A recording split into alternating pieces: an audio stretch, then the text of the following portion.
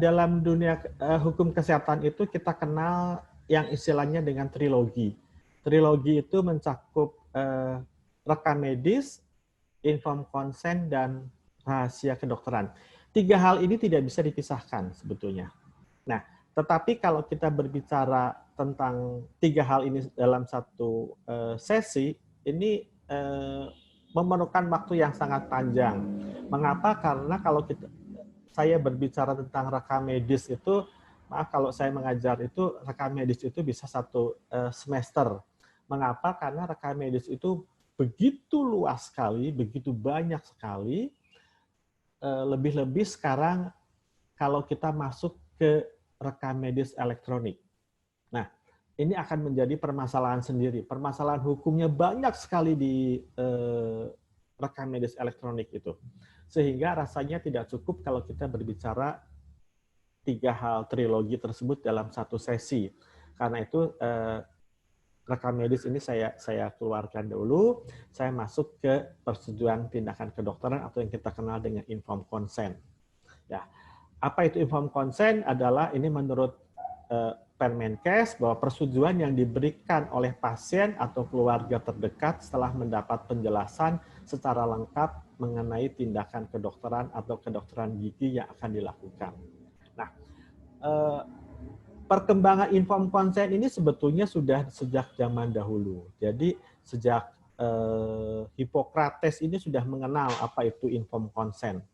Kemudian masuk ke zaman Yunani dan zaman sekarang. Nah, tapi ada perbedaan pemaknaan dari informed consent. Kalau dahulu pada awalnya sekali itu informed consent itu adalah seolah-olah dianggap bahwa pasien itu pasien itu harus dilakukan seperti demikian. Mau nggak mau harus seperti itu. Tapi zaman sekarang, pada zaman modern ini, informed consent ini menjadi bagian daripada HAM, hak asasi manusia yang harus kita perhatikan, informed consent ini.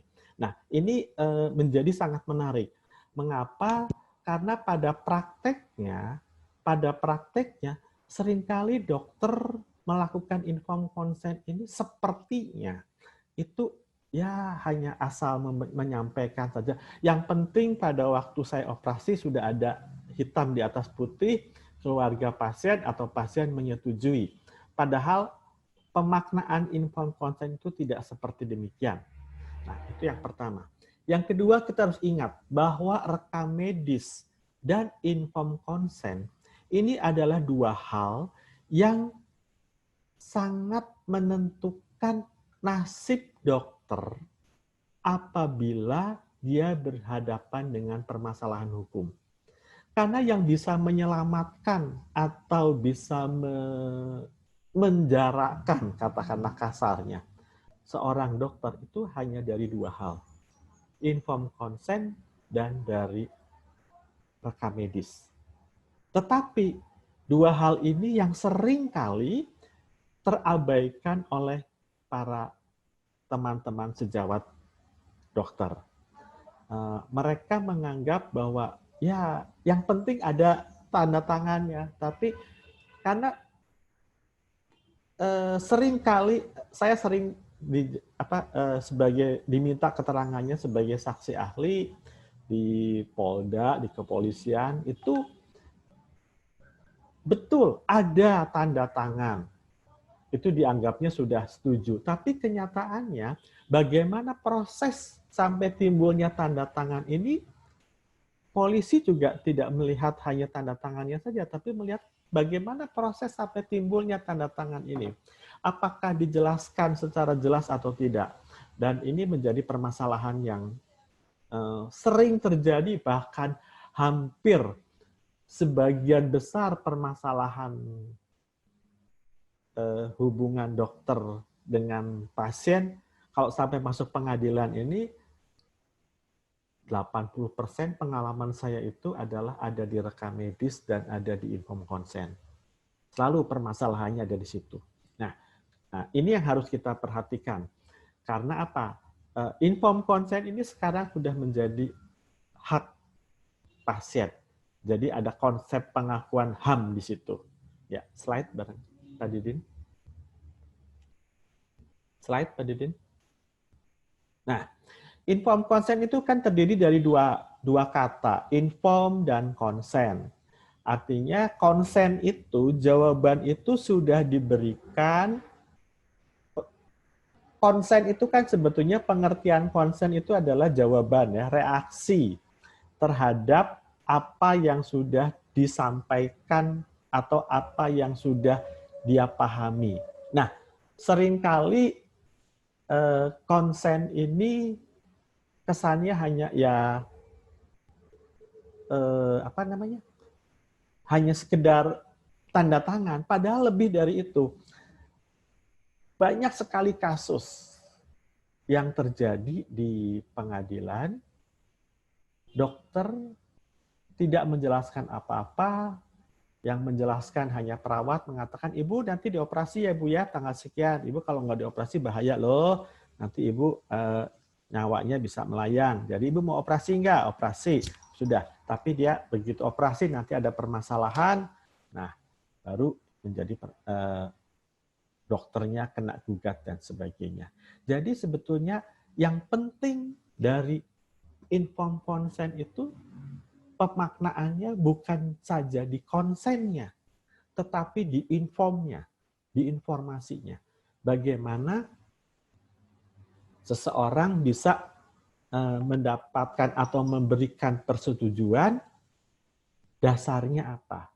Dasarnya adalah informasi yang dia dapatkan. Slide. Nah, jadi tindakan medis terhadap pasien harus mendapatkan persetujuan. Mengapa? Karena ini menjadi otoritas dari pasien. Setelah dia memahami informasi yang diperlukan. Jadi bukan setelah dia menerima informasi. Informed consent itu bukannya konsen diberikan setelah menerima informasi, tetapi setelah memahami. Nah, ini yang seringkali dilewatkan atau disalahartikan. Memahami. Memahami itu berbeda dengan menerima penjelasan. Saya menerima penjelasan, tapi saya tidak paham apa yang dijelaskan kepada saya.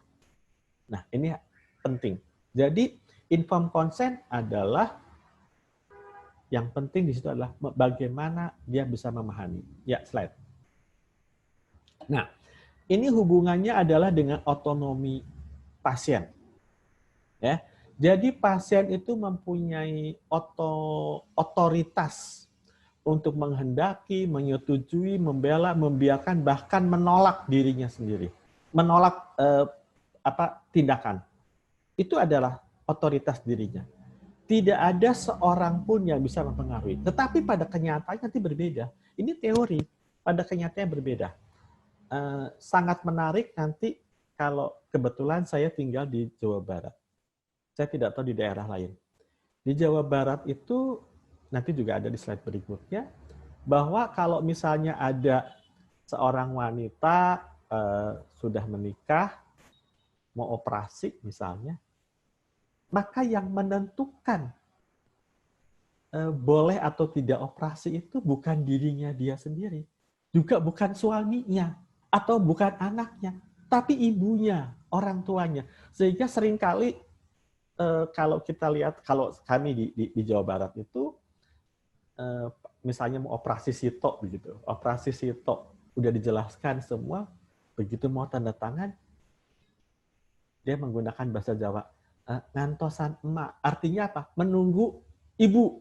Nah, padahal kita jelaskan bahwa sebetulnya yang menentukan itu adalah pasiennya. Pasiennya mau dioperasi atau tidak. Tapi dia selalu mengatakan kalau di Jawa Barat itu tunggu ibunya. Ibunya di mana? Ibunya masih ada di kampung. Ibunya masih ada di. Nah, ini repot sendiri. Nah, otonomi pasien ini yang harus kita hargai, dan dokter harus menghargai otonomi pasien. Dengan dokter menghargai otonomi, maka berarti sebenarnya dokter sedang menghormati martabat pasiennya. Dan setiap manusia itu harus diperlakukan sebagai individu yang mempunyai hak. Nah, tapi ada pengecualian sebetulnya nanti. Apabila, karena yang namanya hukum itu tidak ada yang absolut. Hukum itu pasti ada pengecualian. Ya, semua pasti ada kecualian. Jadi informed consent itu harus dimintakan, tetapi nah ada hal-hal yang bisa tidak dimintakan kepada pasien. Nanti ada di slide berikutnya. Ya, slide. Nah, otonomi pasien itu, ciri-ciri otonomi adalah kita harus menghargai hak pasien untuk menentukan nasib sendiri. Nah, yang menjadi permasalahan sebetulnya adalah kita dokter berusaha untuk menghargai otonomi pasien. Tetapi pada kenyataannya itu seringkali tidak berjalan. Yang tadi saya katakan bahwa otonomi pasien itu secara teori ada di pasien, tetapi pada kenyataannya otonomi itu tidak selalu melekat di pasien. Tidak selalu melekat pada pasien. Berbeda kalau misalnya dalam keadaan darurat ya, misalnya pasiennya kecelakaan, tidak sadarkan diri, maka otonominya itu akan ditarik. Otonominya akan ditarik ke orang lain. Tetapi dalam keadaan yang sadar, dalam keadaan pasien tersebut kompeten untuk memberikan, menyampaikan otonominya, pada kenyataannya tidak semudah itu. Inilah yang menimbulkan permasalahan di informed consent. Banyak hal, banyak gugatan yang terjadi di rumah sakit, di pengadilan, kalau sampai masuk ke pengadilan, itu ada di sini. Di mana pasien itu otonominya itu tidak bisa tidak bisa diungkapkan karena masalah budaya. Tadi saya katakan yang di Jawa Barat. Atau karena masalah ketidakmengertian atau masalah ketidaktahuan. Contoh yang paling sering juga terjadi. Apabila seorang pembantu mau dioperasi, majikannya itu yang lebih berpengaruh. Mengapa? Karena dia menganggap saya yang bayar. Kalau sekarang ada BPJS ya, agak sedikit tidak terlalu berpengaruh. Toh BPJS yang bayar. Tetapi sebelum ada BPJS, ini masalahnya besar sekali. Majikannya mengatakan, saya lebih berkuasa, saya lebih punya otonomi dibandingkan pasiennya. Kenapa? Karena saya yang membayari, saya yang mengeluarkan biaya untuk operasi dan sebagainya. Padahal itu ada di otonomi pasien. Ini pada kenyataannya hal-hal seperti ini banyak sekali terjadi. Slide. Nah, informed consent itu terdiri dari tadi saya katakan ada dua elemen utama, yaitu elemen informasi dan elemen konsen.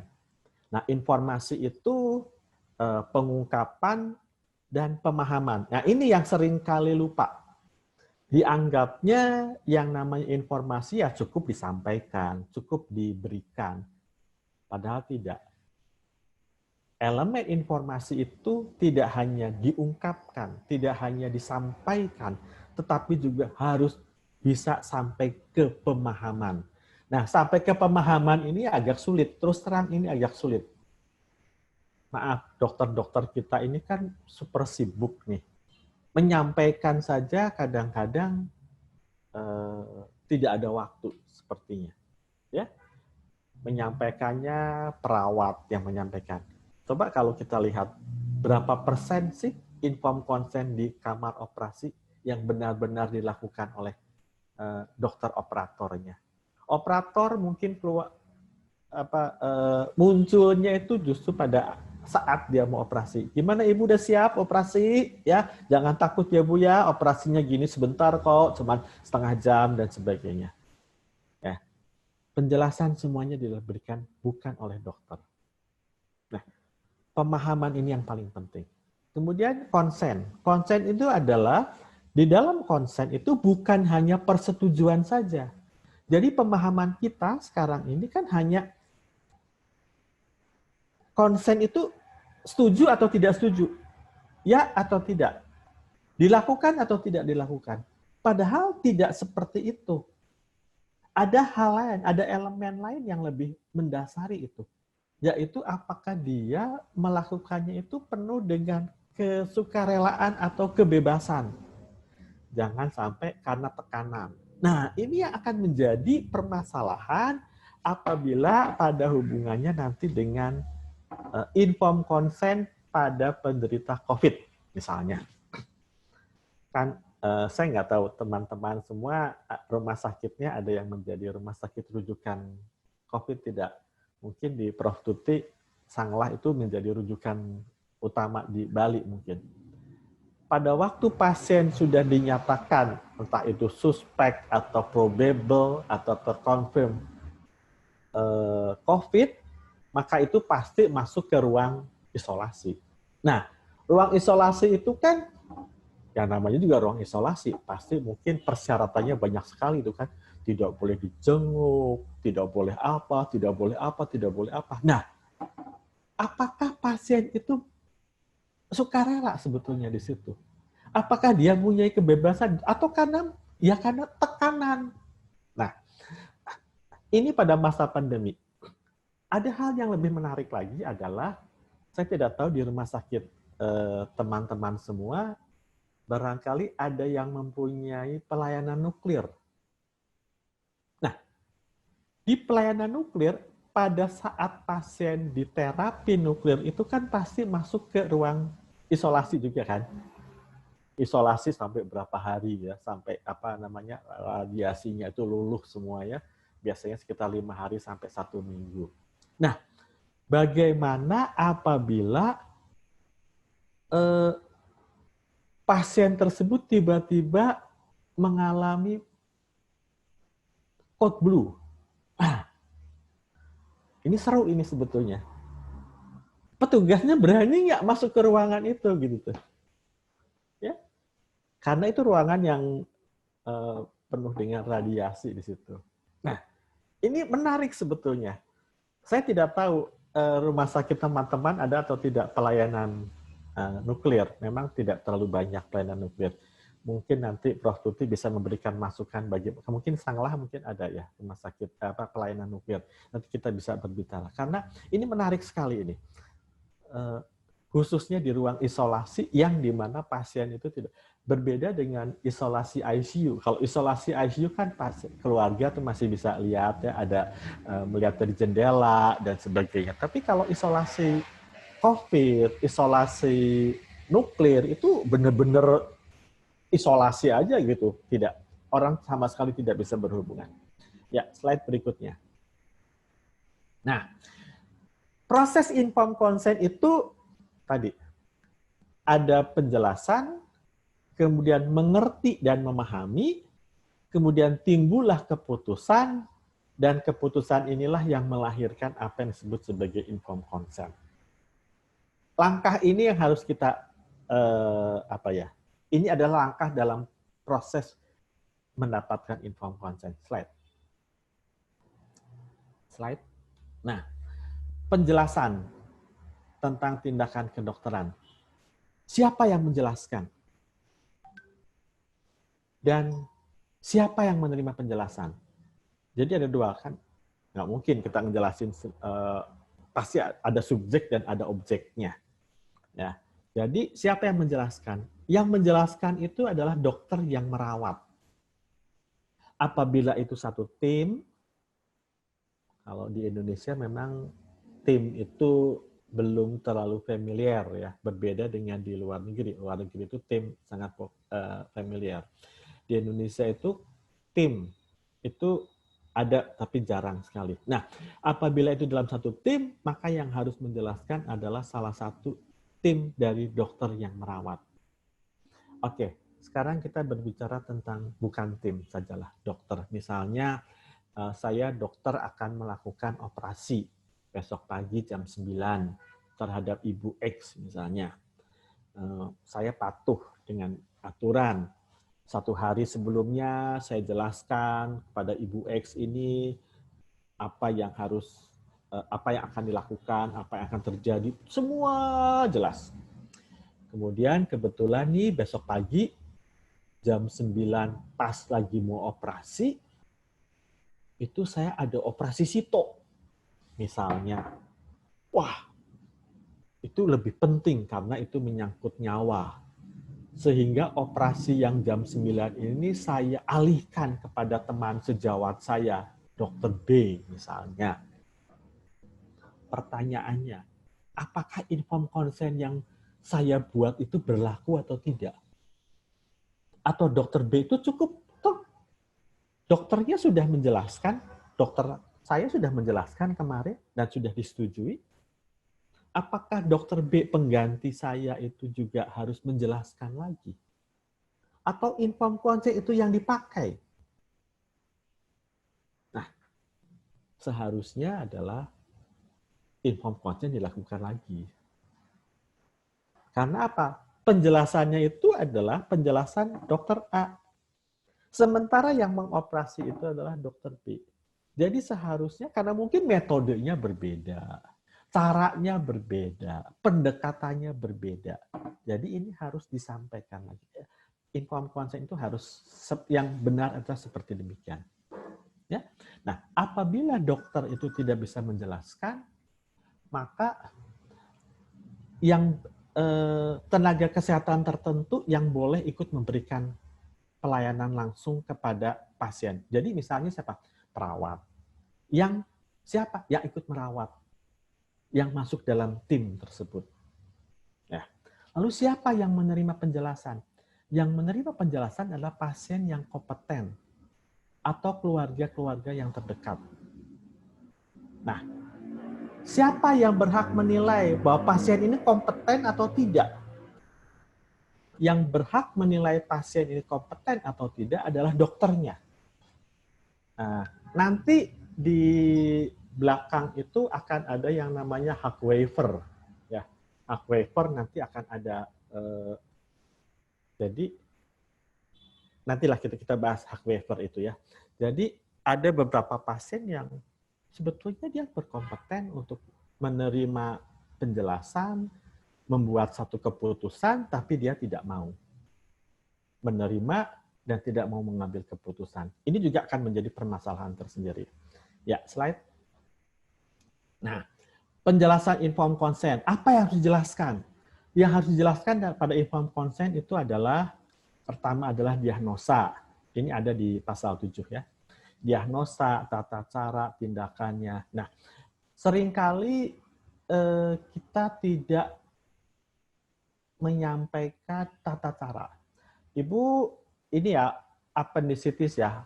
Oh, appendicitis sulit ya dijelaskan. Jadi, oh ibu ini usus buntu, gampangnya. Ibu usus buntu ya. Nah, tata caranya nanti ibu akan dioperasi. Seharusnya kan dijelaskan nih. Ini operasinya di sebelah kanan bawah ya, nanti akan ada sobekan sekian senti. Nah, tapi nanti sobekannya ini bisa berbekas dan sebagainya. Itu harusnya dijelaskan itu. Tapi jarang sekali dokter yang menyampaikan sampai ke sana. Kemudian apa sih tujuan tindakannya dilakukannya?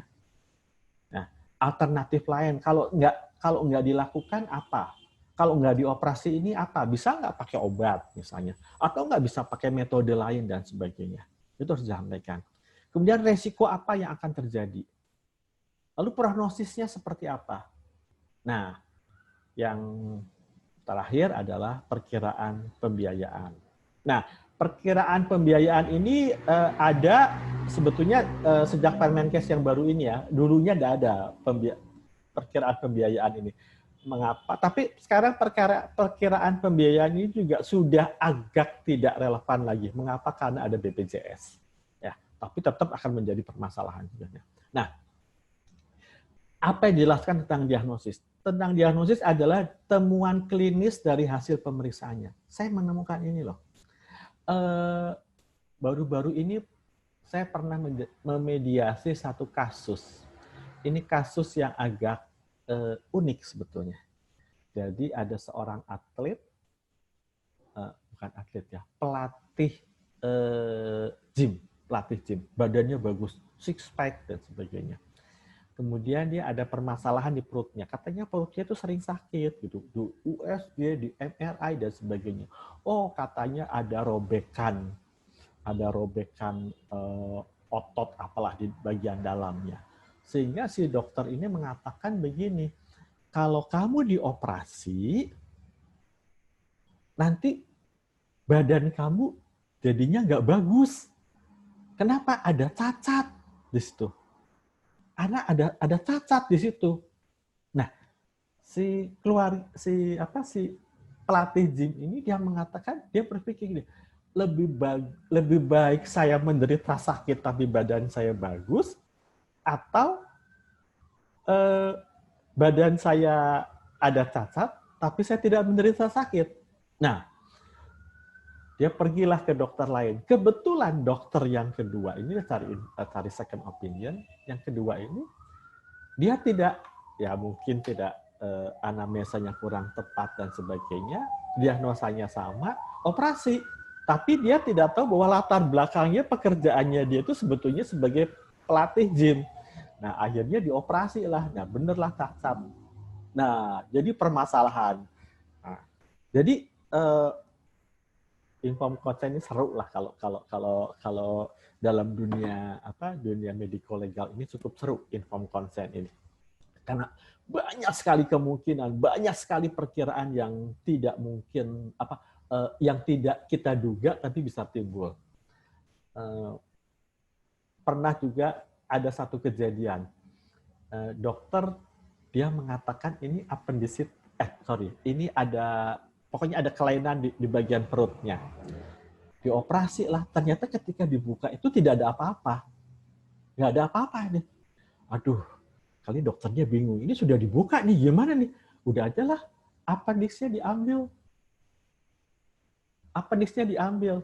Nah, akhirnya ditutup lagi, dia dijelaskan lah, ini tadi nggak ada, tapi appendixnya diambil. Ini kan jadi rame lagi. Kasusnya, loh, yang dimintakan operasi apa, tapi yang diambilnya apa. Nah, ini memang informed consent ini, penjelasan tentang diagnosa ini harus jelas. Jadi kita harus sampai pada, dokter itu harus sampai mengatakan begini, kalau kemungkinan ini tidak terjadi, maka kemungkinannya apa saja yang bisa terjadi. Di bagian perut kanan itu misalnya ada apa-apa saja. Apabila saya tidak menemukan ini, maka kemungkinan sakitnya ada di sini, karena setelah dibuka baru ketahuan, itu harus sampaikan semua. Nah, ini yang sering terlewatkan. Karena ternyata kasus-kasus kelihatannya sepele ya, tapi itu banyak sekali terjadi. Kemudian indikasi mengapa sampai dokter memerlukan tindakan tersebut. Kemudian bagaimana prognosanya, ini harus dijelaskan semua. Ya, slide. Nah, penjelasan tentang tindakan kedokteran. Nah, tujuannya apa sih tindakan kedokteran ini? Apakah sebagai preventif, sebagai diagnostik, sebagai terapeutik, atau sebagai rehabilitasi? Di luar negeri itu kalau kenal Angelina Jolie itu tindakan operasi payudaranya diambil itu bukan untuk terapeutik, juga bukan diagnostik, tapi itu adalah untuk preventif.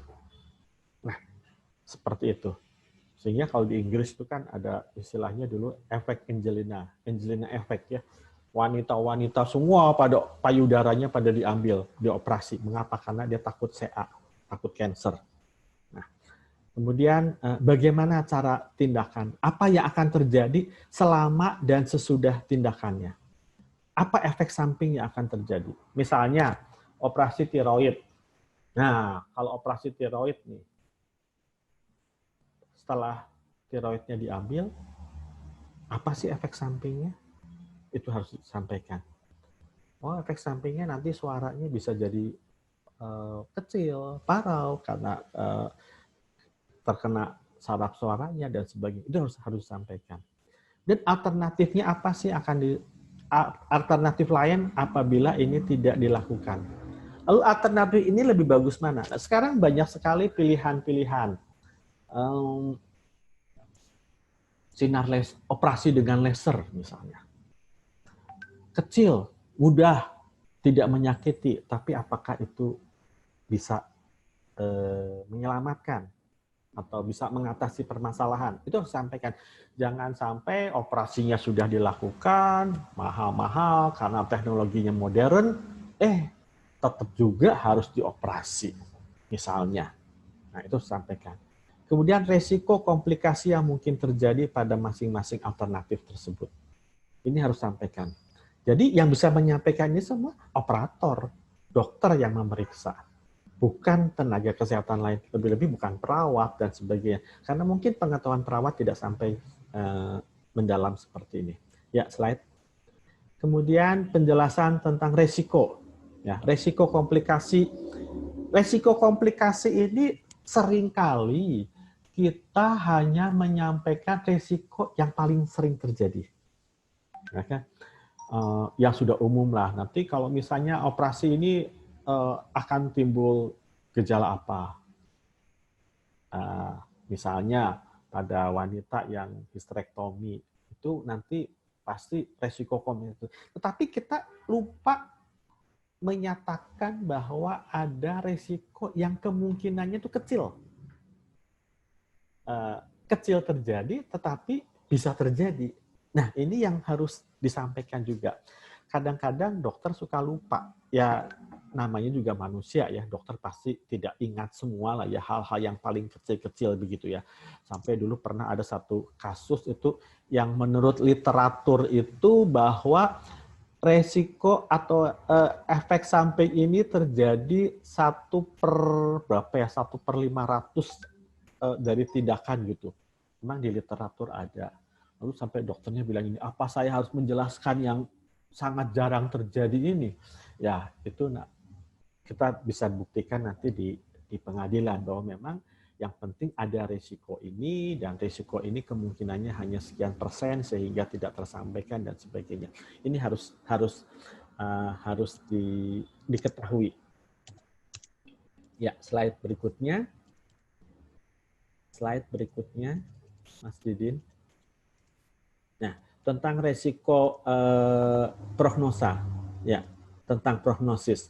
Apa prognosis yang akan terjadi? Prognosis dari kesembuhannya, prognosis dari fungsinya, ya, prognosis dari hidup matinya.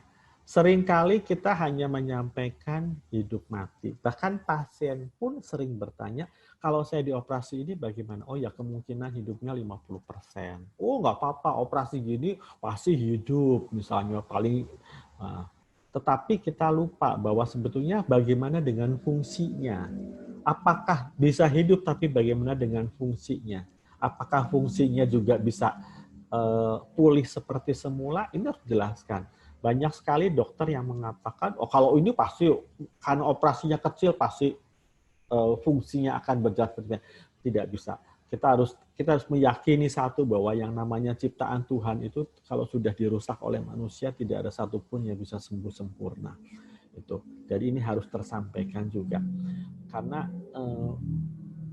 contohnya pada misalnya pernah ada satu kasus yang operasi laparoskopi itu ya, laparoskopi di abdomen, kemudian dilakukan tindakan, ternyata efek samping dari laparoskopi itu salah satunya adalah terjadi psikatrik, penebalan, dan penebalan itu bisa menimbulkan rasa sakit, perlengketan yang berkepanjangan dan menimbulkan rasa sakit. Nah, ini pernah terjadi, ada kasus, jadi pasien itu awalnya sudah dioperasi, benar, bagus, tetapi ternyata 6 bulan kemudian timbul sakit lagi setelah dilihat ada perlengketan.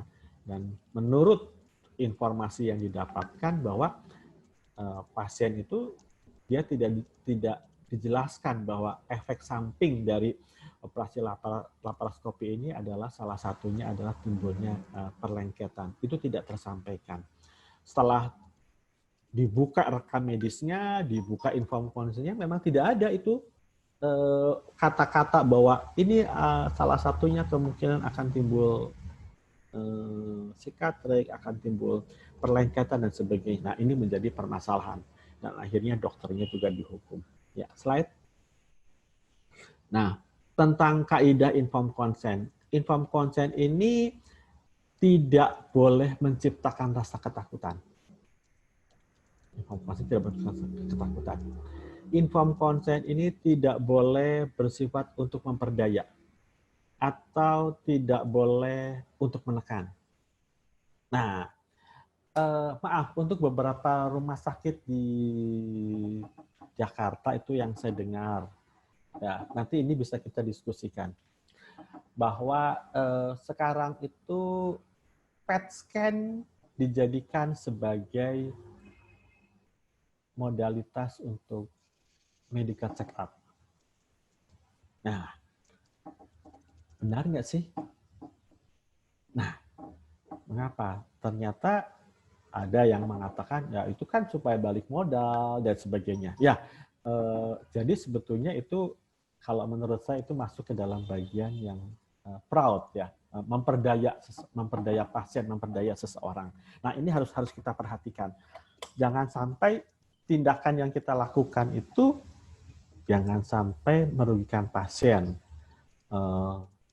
Atau kadang-kadang orang mengatakan begini, dokter, Ibu kalau nggak dioperasi malam ini juga, saya nggak tanggung jawab loh terhadap nyawa Ibu. Itu ada upaya untuk menekan sebetulnya. Ya, kita berikan kebebasan. Karena apa? Walaupun penjelasan kita baik, tetapi intonasi kita berbeda pun itu bisa ditafsirkan berbeda. Misalnya contohnya, Ibu kalau nggak dioperasi sekarang nih, mati. Tapi berbeda kalau dia menjelaskannya tujuannya sama, tapi intonasi gaya bahasa berbeda itu juga akan mempunyai makna yang berbeda. Nah, ini harus diperhatikan. Mengapa kita harus dokter harus memposisikan diri itu sebagai pasien pada waktu melakukan informed consent. Penjelasan itu lebih-lebih kalau misalnya pada pasien-pasien yang pada pasien-pasien yang akan dilakukan tindakan pada terminal state ya misalnya itu feeling kita itu naluri kita itu harus ikut bicara di situ. Ya, slide. Nah, penjelasan harus diberikan secara lengkap dengan bahasa yang mudah dimengerti. Tujuannya apa? Untuk mempermudah pemahaman. Kalau kita pakai bahasa kedokteran, appendicitis acuta, wah, apa itu? Ya, cukup jelaskan Ibu kan usus buntu. Nah, kan lebih mudah karena yang dipahami adalah seperti demikian. Ya. Penjelasan semua dicatat, didokumentasikan. Nah, ini harus ingat bahwa tanda tangan itu harus disertai tanggal dan jam. Jadi, Bapak Ibu semua harus mulai membiasakan yang namanya tanda tangan itu disertai nama jelas, tanggal, dan jam. Ya, karena itu akan menjadi bukti pada waktu kita berhadapan dengan masalah hukum. Ya. Apabila, nah ini yang ketiga ya, dokter menilai penjelasan tersebut dapat merugikan kepentingan kesehatan pasien, maka memberikan penjelasannya kepada keluarga terdekat. Nah ini bingung nih keluarga terdekat ini ya. Seringkali terjadi keluarga terdekat ini siapa sih sebetulnya? Ya, masih mending kalau maaf ada bapak-bapak istrinya ada 2 gitu tuh. Yang nganterinnya istri muda, istri tuanya nggak datang. Nah kita masa dokter nanya bapak istrinya berapa? 2 atau berapa? Nah, ini kan masing-masing punya hak yang sama. Nah, ini juga akan menjadi permasalahan tersendiri. Ya, slide. Nah, jadi tadi tentang persetujuan ya, pasien siapa yang bisa memberikan persetujuan? Ya, pasien yang bisa memberikan persetujuan adalah pasiennya sendiri. Ini yang paling utama. Dalam hal pasien tersebut memang kompeten. Tapi apabila pasien tersebut tidak kompeten, contohnya dalam keadaan tidak sadar, maka keluarga terdekat. Nah, tadi yang saya katakan, siapa keluarga terdekat? Keluarga terdekat adalah orang yang akan dilakukan tindakan. Jadi pasangannya, jadi ada hierarkinya. Jadi kalau pasien itu tanya, sudah punya pasangan belum? Maka yang paling dekat itu adalah pasangannya. Kalau dia laki ya berarti istrinya, kalau wanita berarti suaminya. Kalau pasangan itu sudah tidak ada, salah satu tidak ada, maka hierarki kedua adalah anak. Ya. Kalau anak, oh ternyata dia masih single, maka naik ke atas orang tua. Oh orang tuanya udah nggak ada, baru saudara kandung. Nah, kalau empat-empatnya ini sudah tidak ada, pasangan nggak punya, anak nggak punya, orang tua nggak punya, saudara kandung juga nggak ada, bagaimana? Nah ini baru bisa yang lain ya. Ada keponakan, bibinya, omnya, tantenya, dan sebagainya. Cuma memang sulit melacak seperti ini. Ya, apakah kita yakin bahwa dia itu tidak punya anak? Mungkin kita kan kalau dalam keadaan pasiennya sadar, kita bisa tanya. Dalam pasien tidak sadar, kita tidak bisa tanya. Ini seringkali ini pernah kejadian satu kasus di satu daerah, itu pasien masuk ke UGD, dia harus dilakukan tindakan sito, kemudian datanglah mengatakan siapa bapaknya. Oh datang ada bapak-bapak, dia datang bapaknya. Ternyata dia bapaknya itu bapak kos. Nah, begitu bapak aslinya datang, dia mencak-mencak, dia marah. Saya tidak setuju anak saya dilakukan tindakan seperti ini. Ya. Kenapa loh? Yang kemarin tanda tangan bapaknya, oh ternyata dia bapak kos. Ya, ini sering sekali. Kasus seperti ini sering sekali di UGD. Ya. Nah, penjelasan tadi setelah mendapatkan penjelasan secara lengkap ya, tujuannya apa, hasilnya apa, dan risikonya. Kemudian tindakan kedokteran yang akan dilakukannya seperti apa. Jangan lupa, pada waktu melakukan informed consent itu kemungkinan hal-hal lain yang ditemui itu juga harus disampaikan. Jangan sampai yang tadi saya katakan, tidak ada apa-apa, begitu dibuka, ya udah daripada sudah dibuka, appendiknya dibuka. Ini jadi masalah. Appendiknya diambil, menjadi masalah. Slide. Ada dua keputusan mendasar pada informed consent, yaitu keputusan dokter untuk melakukan tindakan sebetulnya. Dan kedua adalah keputusan pasien atau keluarga pasien untuk menyetujui tindakan tersebut. Ya? Karena tidak serta-merta seorang dokter akan melakukan satu tindakan. Pasti ada sebabnya. Ini sudah tahu sebabnya kenapa. Lalu prosesnya seperti apa. Nah, kemudian keputusannya juga tadi harus penuh dengan pertimbangan. Yang lebih penting adalah bagaimana dia memahami dulu. Pemahaman tentang tindakan yang akan dilakukan. Nah, yang menjadi permasalahan, kedua hal ini seringkali tidak sejalan beriringan. Masing-masing pemahamannya berbeda. Nah, ini yang paling sering. Nah, yang menjadi celakanya lagi, kadang-kadang dokter tidak punya waktu untuk bisa memberikan pemahaman yang baik dan benar terhadap pasien. Ini yang menjadi permasalahan. Ya, slide. Nah, konsennya seperti apa? Konsennya itu bisa dua macam. Bisa dinyatakan dan bisa tidak dinyatakan. Yang tidak dinyatakan ini adalah melalui gerakan. Ini nanti ada kasus ini. Kasus pernah terjadi di satu daerah terhadap dokter kulit. Nah, kalau dokter kulit kan kalau meriksa pasien kan seperti memeriksa uang ya. Diraba, ya, dilihat, diraba gitu ya. Nah, kan jarang dokter pakai stetoskop dan sebagainya. Pada waktu itu dia melihat kulit, ada sesuatu lah kelainan di kulitnya, dia dilihat, kemudian dia diraba kan kulitnya seperti itu. Nah, pada waktu ibu saya periksa tangannya dikasihin, berarti dia secara konsen dia menyetujui diperiksa. Nah, pada waktu dilakukan diraba begitu, kebetulan dokternya itu laki-laki, pasiennya itu wanita, itu kasus. Wah, kok dokternya ngeraba-raba saya? Ini pernah terjadi kasus seperti ini. Jadi kita harus berhati-hati. Dokter harus berhati-hati. Ya. Kemudian ada yang dinyatakan. Dinyatakan itu ada yang secara lisan, ada yang tertulis. Nah, kalau kita lihat di KARS, di Basnars itu semua tindakan itu hampir semua itu tertulis. Mengapa ya? Karena zaman sekarang itu sudah berbeda dengan zaman dulu. Zaman dulu lisan saja cukup. Zaman sekarang sudah tidak bisa lisan saja sudah tidak cukup. Harus tertulis. Tertulisnya di mana? Nah, kalau di rumah sakit itu udah jelas ada info, ada formulirnya.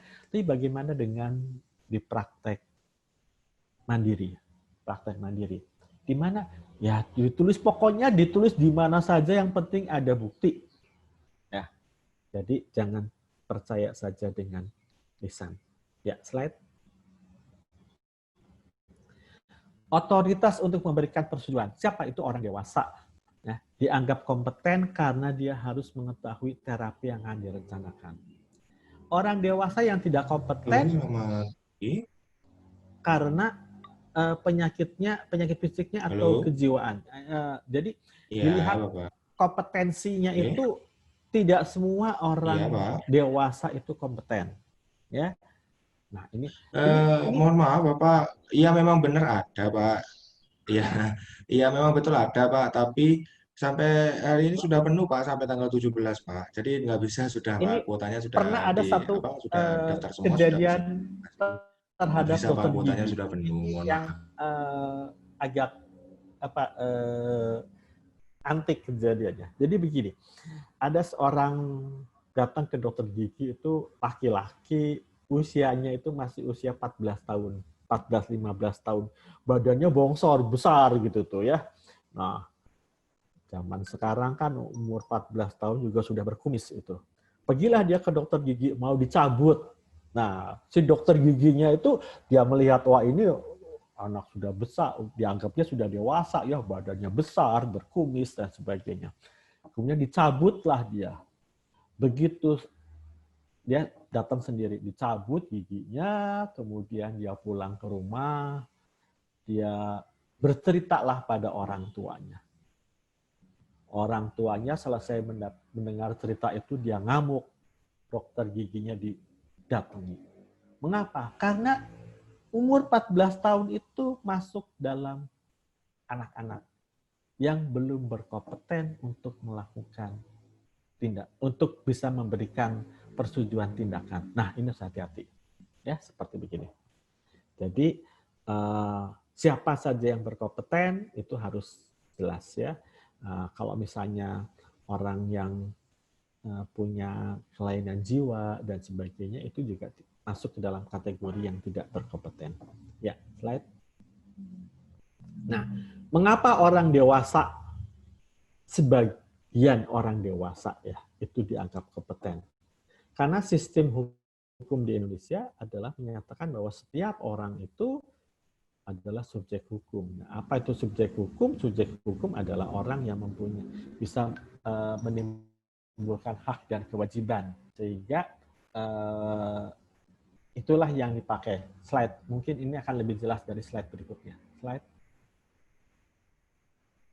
Nah, hubungannya dengan subjek hukum. Jadi semua orang, ini pakai bahasa Belanda ya, semua orang itu mempunyai kecakapan secara hukum. Nah, apa yang disebut dengan kecakapan secara hukum adalah semua orang yang dianggap cakap kecuali undang-undang mengatakan dia tidak cakap. Siapa saja di bawah umur dinyatakan pilot dan di bawah pengampuan. Ini dianggapnya tidak cakap. Berbeda dengan kompetensi. Tidak semua orang punya kewenangan. Yang punya kewenangan itu, yang menentukan kewenangan, apa itu kewenangan? Kewenangan adalah menentukan sah atau tidaknya seorang melakukan suatu perbuatan hukum. Contohnya adalah begini ya. Saya dokter. Waktu saya kuliah, saya diajari operasi. Operasi yang gampang lah, apa misalnya usus buntu, appendicitis, appendektomi. Kemudian saya melakukan praktek appendektomi. Itu saya dianggap mampu, tapi saya tidak punya kompetensi. Nah, demikian pula hubungannya dengan dalam informed consent ini. Informed consent ini semua, makanya tadi saya katakan, siapa yang berhak menyampaikannya? Yang berhak menyampaikannya adalah yang berkompeten. Jadi misalnya kalau dokter, operator, ya operatornya. Perawat boleh nggak? Perawat sifatnya hanya membantu. Jadi kenapa? Karena dia punya kemampuan tetapi tidak mempunyai kompetensi. Nah, ini harus disampaikan sampai ke sana. Jangan sampai kita nih dokter nih bermasalah dalam hal menyampaikan. Karena rugi ya kalau permasalahannya hanya karena kita menyampaikannya tidak jelas. Sudah operasinya, udah capek-capek operasi, digugat. Karena kesalahan ada di pihak kita. Ya, slide. Nah, persetujuan pasien atau keluarga. Ya, persetujuan pasien atau keluarga adalah, jadi untuk menyampaikan persetujuan itu bukanlah hal yang mudah. Ya, yang tadi saya katakan, di beberapa daerah wanita yang sudah menikah itu tetap keputusannya itu ada di ibunya. Nah, ini tergantung dari apa ya, kebiasaan daerahnya. Jadi di daerahnya itu kita harus apa ya, paham tentang budaya di daerah tersebut. Kita sulit memaksakan pada yang tadi saya katakan, kalau di daerah Sunda itu kan otoritasnya itu diambil oleh orang tuanya. Kita sulit memaksakan. Ya, kita harus bagaimana? Ya, kita harus memahami masing-masing daerah dengan kekhasannya itu. Nah, hanya harus kita perhatikan adalah bahwa tidak semua itu bisa ditunggu, ya kan? Kita ini operasi Sito nih, ibunya masih ada di kampung, gimana perjalanan sekian jam, nah ini yang harus kita cari. Bagaimana caranya supaya kita tidak pasien tetap selamat, dokter juga tetap selamat. Jadi harus ada satu ketegasan dari pihak manajemen rumah sakit. Dalam hal kasus seperti begini, apa yang boleh dilakukan? Ya, ini harus ada kebijakan tersendiri untuk sebagai pengganti dari persetujuan pasien atau keluarganya. Ya, slide. Slide. Mas Didin.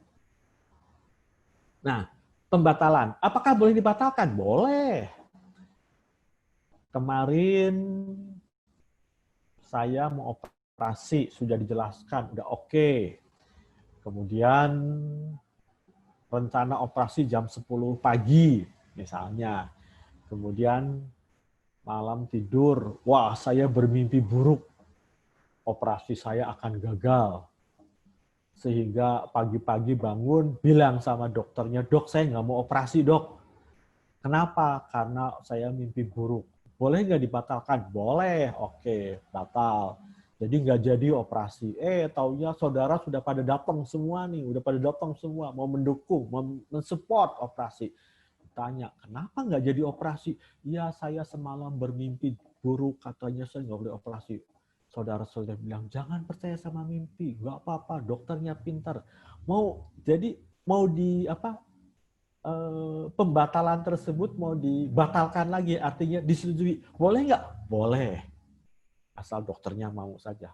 Kesel juga ya dokternya ya terhadap pasien. Nah, jadi setiap persetujuan itu dapat dibatalkan atau ditarik kembali. Ya. Tetapi harus ingat bahwa setiap pembatalan tersebut harus dijelaskan apa akibat dari pembatalan tersebut. Pembatalan tersebut harus dinyatakan atau dibuat tertulis. Dan harus sampaikan bahwa segala akibat yang timbul itu menjadi tanggung jawab pribadinya dia. Nah, jadi boleh setuju, batal, setuju lagi boleh? Boleh itu. Intinya boleh. Saya katakan intinya boleh. Ya, cuman masalahnya dokternya mau atau tidak itu masalah lain. Ya, slide. Nah, penolakan tindakan.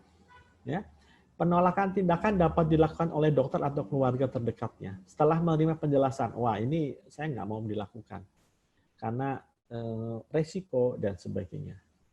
Ya, nah Setiap penolakan harus dilakukan secara tertulis. Dan akibatnya harus dijelaskan dan itu menjadi tanggung jawab dari pasien atau keluarganya. Ya. Nah, harus diingat, dokter tuh nggak boleh bilang begini, ya udah ibu, kalau ibu nggak mau dioperasi, ya udah ibu cari dokter lain ya. Nah, ini yang nggak boleh. Karena dalam pasal 16 dikatakan penolakan tindakan kedokteran tidak memutus hubungan dokter dan pasien. Jadi nggak boleh bilang, ibu kalau ibu karena ibu nggak mau operasi, ya udah, ibu cari dokter lain aja lah. Itu namanya menolak memutus hubungan. Nah, pasal ini mengatakan tidak boleh. Jadi tetap ada hubungan. Cuman kebayang ya dokternya ya, pasien nggak nurut. Ini kan sama juga dengan pasien pulang paksa ya. Contohnya pasien pulang paksa kan seperti begini. Apakah kalau pasien pulang paksa lalu dia nggak boleh berobat lagi, nggak boleh kontrol lagi ke dokternya? Nah, kita harus menghargai hak pasien. Ya, slide. Nah, tujuan informed consent apa? Tujuannya sebetulnya adalah satu, melindungi pasien. Ingat, informed consent itu bukan melindungi dokter loh, melindungi pasien. Mengapa demikian? Karena nanti ada pasal lain. Ya. Jadi tujuannya apa? Tindakan yang dilakukan itu adalah sepengetahuan pasien. Ini hak asasi manusia. Kemudian tindakan medis yang sebenarnya tidak dilakukan. Jadi takutnya ada tindakan yang sebetulnya tidak perlu dilakukan.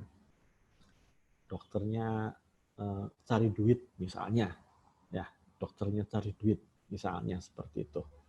Nah, tindakan medis yang bertentangan dengan hak asasi pasien dan standar profesi medis. Jadi tujuan informed consent itu apa? Tujuannya adalah itu melindungi pasien. Coba Anda perhatikan undang-undang rumah sakit Anda. Undang-undang rumah sakit itu melindungi siapa sih? Melindungi pasien.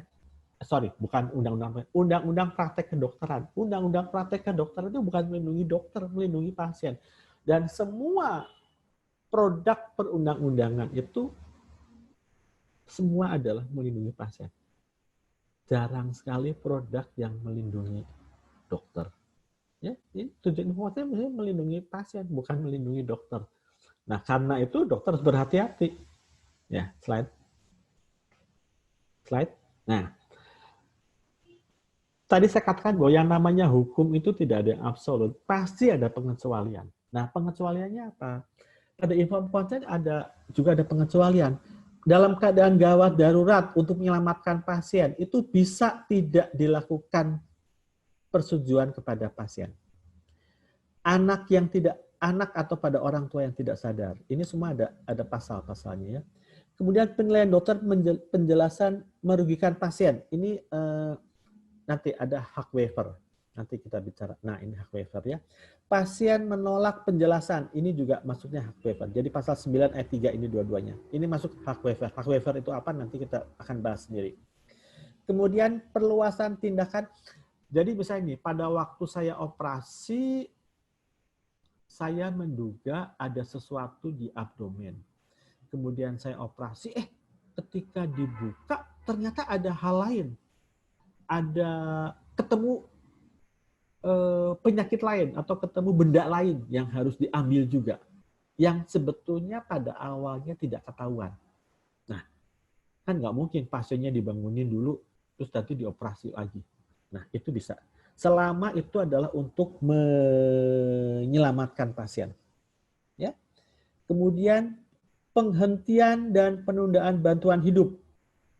Ini diserahkan kepada keluarga, jadi bukan pada pasien. Ya. Kemudian program pemerintah untuk kepentingan umum. Nah, ini yang masuk. Bagaimana dengan pandemi? Nah, ini masuk ke sini pandemi. Apakah tindakan, misalnya contohnya, ibu dirawat di ruang isolasi ya, di sana di ruang isolasi itu sendirian, nggak boleh dijenguk sama anak keluarga dan sebagainya selama 2 minggu misalnya. Nah, ini kan program pemerintah untuk kepentingan umum. sebetulnya bisa tidak, ini pengecualian loh, maksudnya pengecualian. Tetapi kita harus berhati-hati karena pasien itu tidak memahami adanya undang-undang. Daripada toh akhirnya nanti pun kalau masuk ke pengadilan pasti dokternya menang, rumah sakitnya menang. Tapi kan rese ya, bermasalah kan capek ya masalah hukum. Jadi kita harus mintakan. Nah, slide berikutnya. Nah, 4 komponen pada informed consent. Pasien harus mempunyai kemampuan untuk mengambil keputusan. Ini penting. Dokter harus memberikan informasi mengenai tindakan yang akan dilakukan, termasuk manfaatnya. Ya, kemudian pasien harus dapat memahami informasinya, dan pasien harus secara sukarela memberikan izin. Ini 4 komponen ini harus. Jangan sampai kita hanya sekedar menjelaskan, tetapi pasien tidak memahami. Ini nanti dokternya akan rugi sendiri. Slide.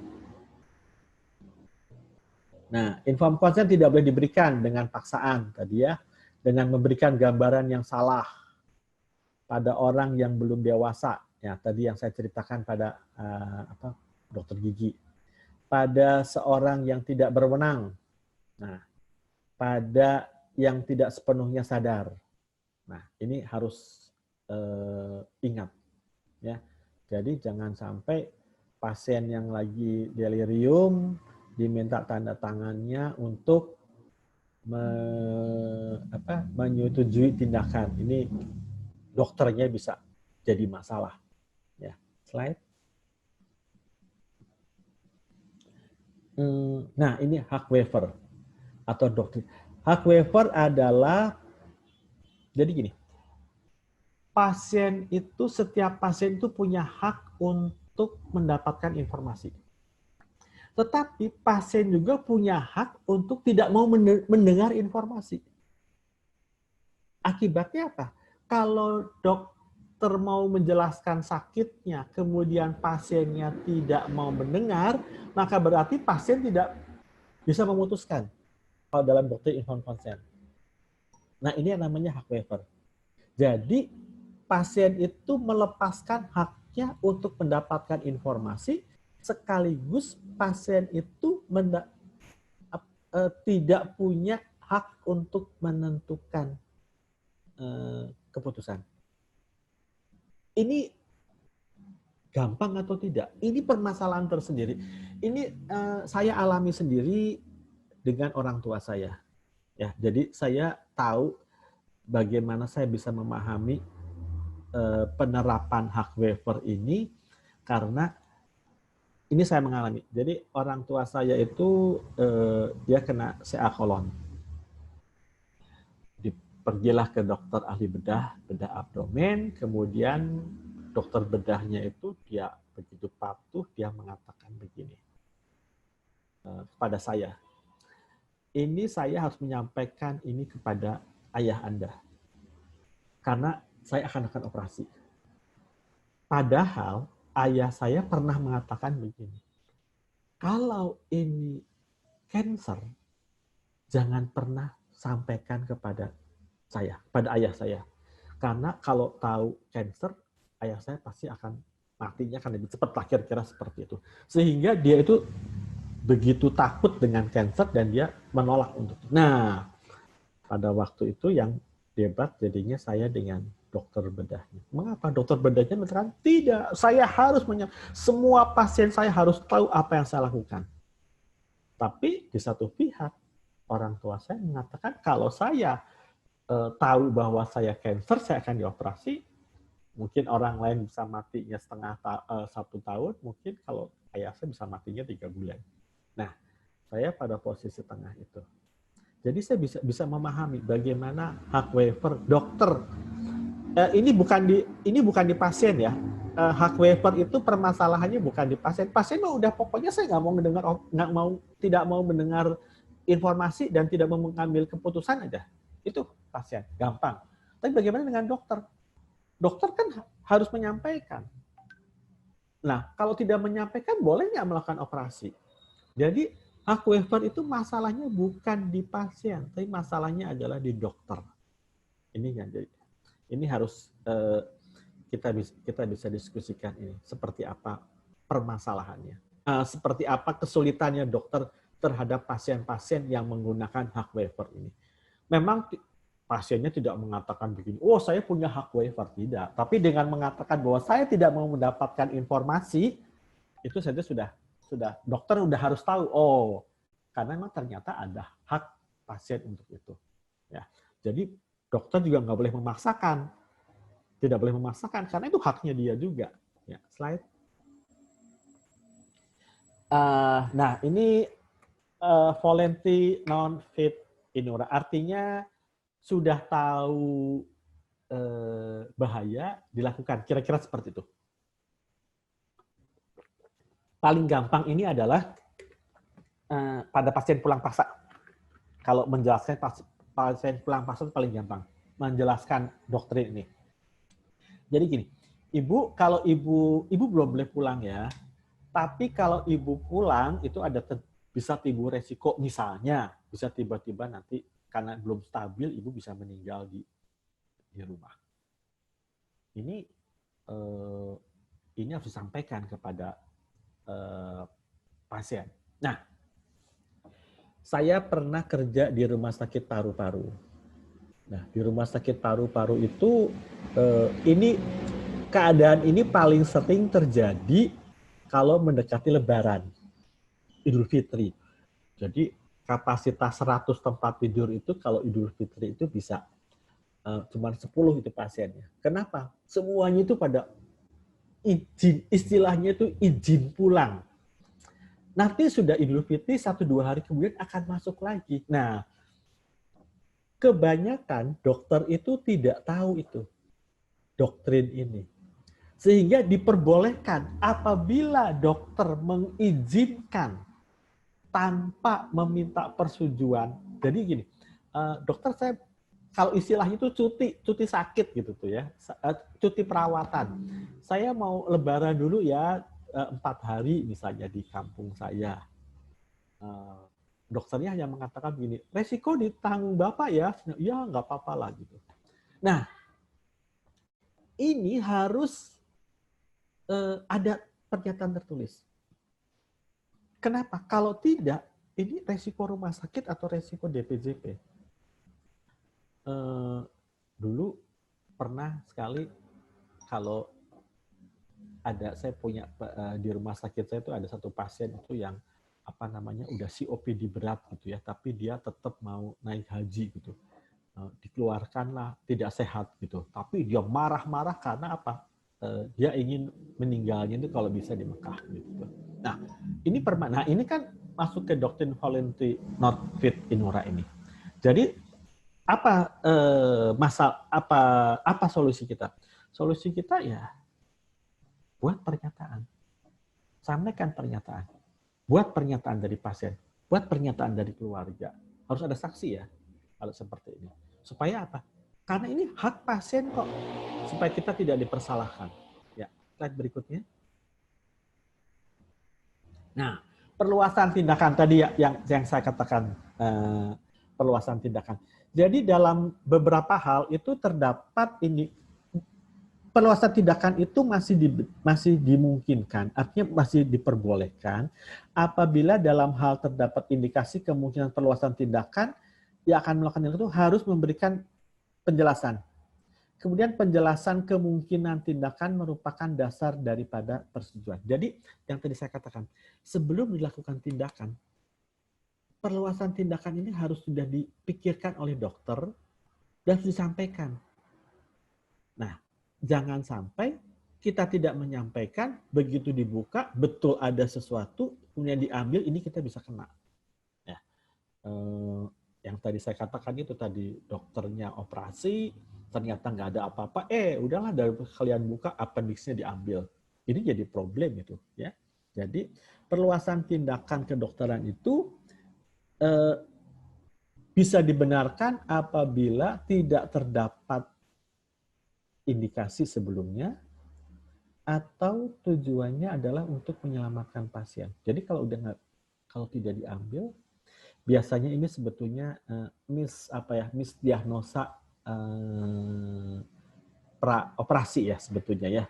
Jadi dokternya menduga penyakit A, tapi ternyata di dalamnya ada B. Nah, ini bisa masuk ke dalam perluasan tindakan. Dan ingat, setelah dilakukan tindakan, harus segera dijelaskan kepada pasien.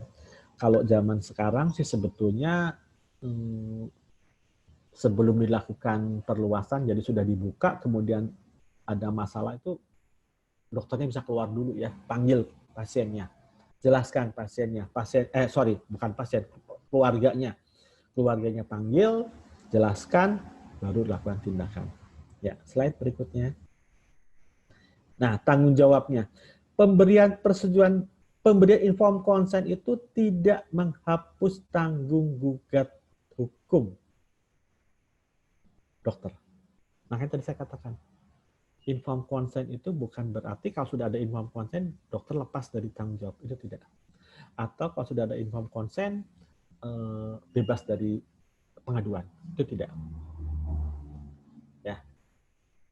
Tetap masih dimintai pertanggungjawabannya. Ya. Jadi, tanggung jawabnya ada di siapa? Ada di dokter atau ada di dokter operatornya. Jadi yang tadi saya katakan, banyak dokter yang mengatakan, kok dia sudah tanda tangan, toh dia sudah setuju. Dia sudah setuju kok mau dioperasi. Dia sudah setuju dilakukan tindakan ini.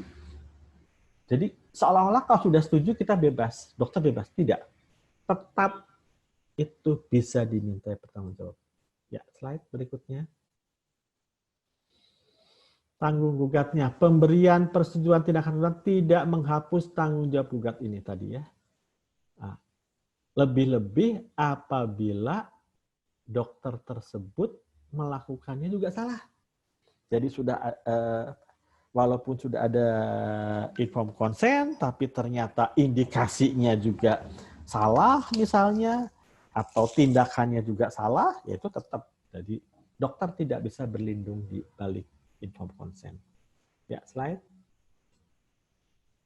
Nah, sanksi bila dokter tidak memperoleh ya, tidak melakukan inform consent ya sebetulnya ya.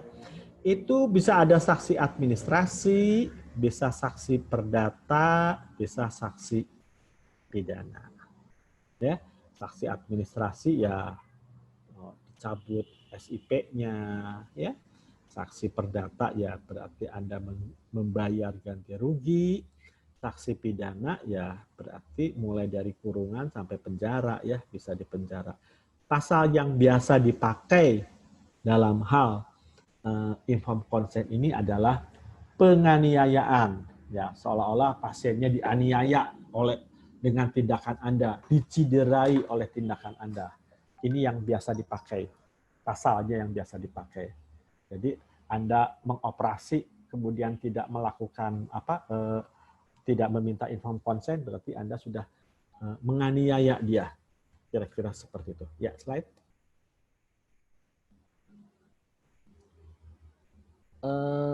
Inform consent dan etika. Nah, ini jadi kalau masuk ke etika, maka selalu dokter itu kan akan berusaha memberikan sesuatu yang terbaik, ya. Tidak melakukan tidak berusaha untuk mencederai.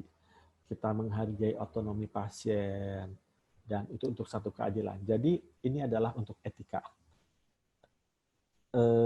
Kalau dalam hukum, etika ini ranahnya MKEK, ya, ranahnya MKEK.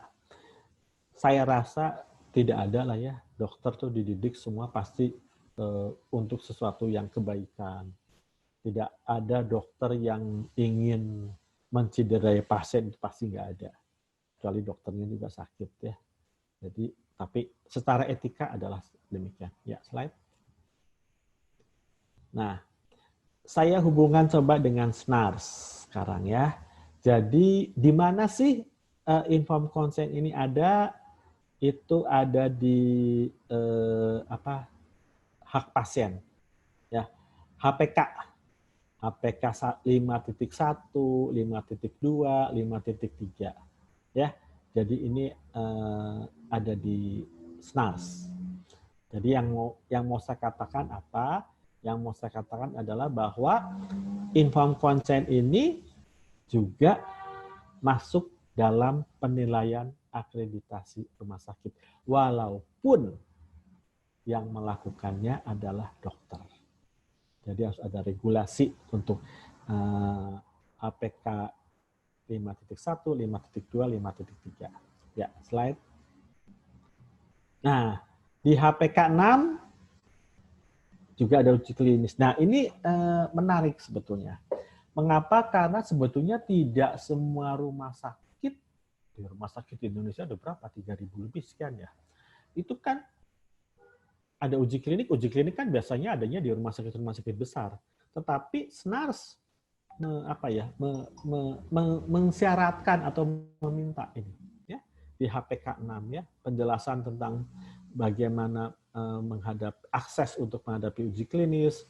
Nah, sebagainya. Ini di SNARS ada. Nah, ini menjadi rumah sakit saya juga tidak melakukan uji klinis, tapi tetap ini kan harus dilakukan ya, walaupun hanya dalam bentuk regulasi. Ya, slide. Nah, dalam hal donasi organ.